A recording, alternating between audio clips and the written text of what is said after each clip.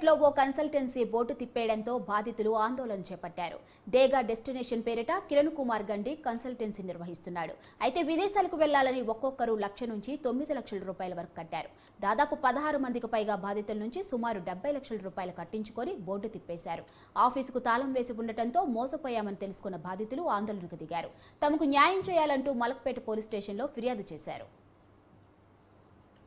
నేను 3 lakhs pay చేశాను. నేను పే చేసింది కాకుండా కూడా నేను ఇంకా వేరే 2 మెంబర్స్ మా ఫ్యామిలీ మెంబర్స్తో నేను పే చేయించాను. టోటల్గా మేము 7 lakhs వరకు పే చేశాము. ప్రతి మంత్ కూడా సరే మమ్మల్ని టార్చర్ చేసి పైసలు అడిగేవాడు. ఇస్తారా ఇవ్వరా, పైసలు ఇస్తేనే ప్రాసెస్ అనేది స్టార్ట్ అవుతా, లేకుంటే డిలే అవుతుందని చెప్పేసి మా ఫాదర్ ఫార్మర్ అయినా కూడా సరే మేము బయట బ్యాంక్ నుంచి లోన్ తీసుకుని వచ్చి కూడా సరే ఆయనకి పేమెంట్ చేశాము. సో ఈ రోజు ఏమో వాడు ఫోన్ స్విచ్ ఆఫ్ పెట్టుకొని వాడు వెళ్ళిపోయాడు. సో మేము ఇక్కడ పిఎస్కి వెళ్తానేమో పోలీసు వాళ్ళు ఒకటే చెప్తున్నారు, ఎఫ్ఐఆర్ అయితే బుక్ చేస్తాము, మేము రిమైండ్ చేస్తాము, కోర్టు పంపిస్తాం. కానీ సార్ పైసలు వస్తాయా అంటే మాత్రం పైసలు అయితే రావు, 100% పైసలు అయితే రావు.